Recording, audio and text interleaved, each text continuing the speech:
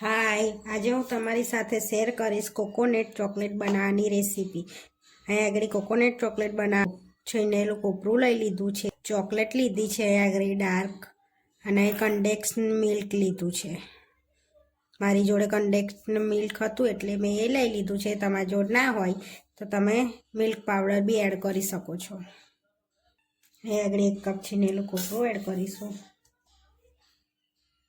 હવે condense milk થોડું add કરીશ,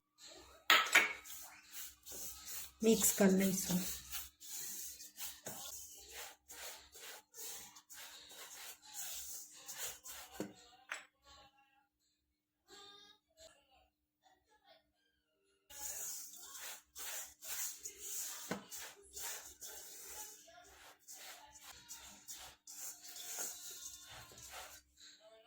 આ રીતે મિક્સ કરી લીધું છે કે આ રીતે આ રીતે વરે એ રીતે આપણે બેટર બનાવી લીધું છે.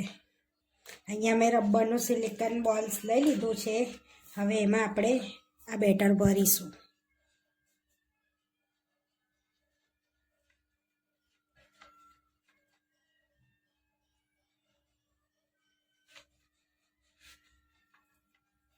આપણે બધા ભરી લઈશું.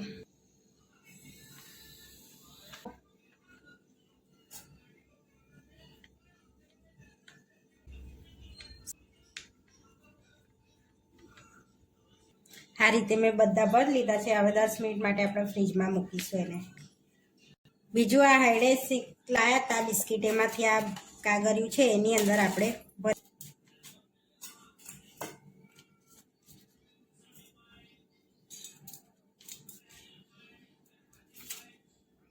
આ રીતે એને કમ્પ્લીટ કરીને ફ્રીજમાં 10 મિનિટ માટે રવા દઈશું.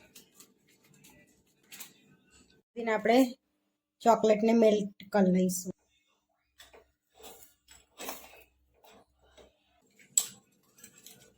હવે ગેસ બંધ કરી દઈશું આપણે.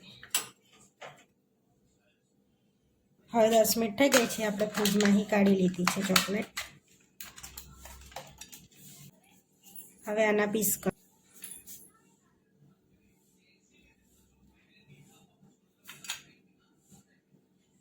આ રીતે આપણે પીસ પાડી લઈશું. એ પીસ બી પાડી લીધા છે અને આપણી આ બી રેડી થઈ ગઈ છે. આ રીતે હાર્ટ શેપ વાળી એ બી આપણે કાઢી લઈશું બહાર.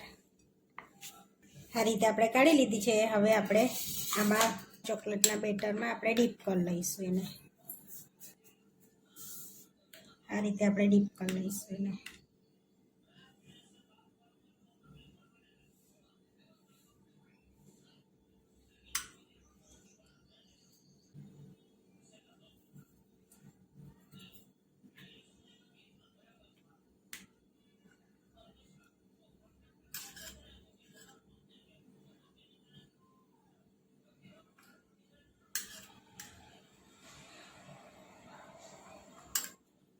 આ રીતે આપણે બધી ચોકલેટ ડીપ કરીને કાઢી લઈશું. આ રીતે મેં બધી ચોકલેટ ડીપ કરી દીધી છે. હવે થોડી વાર આપણે ફ્રીજમાં મૂકીશું. એની પર થોડું કોકોનટ એડ કરીશું. હવે 10 મિનિટ માટે ફરી ફ્રીજમાં આપણે મૂકી દઈશું. આપણે સેટ કરવા ફ્રીજમાં મૂકી દીધી હતી. આ રીતે આપણી સેટ થઈ ગઈ છે ચોકલેટ છે. કોકોનટ ચોકલેટ બનીને રેડી થઈ ગઈ છે. તમે બી જરૂરથી ટ્રાય કરજો અને આવા વિડીયો જોવા માટે મારી ચેનલ સબસ્ક્રાઈબ કરો, લાઈક કરો અને શેર કરો.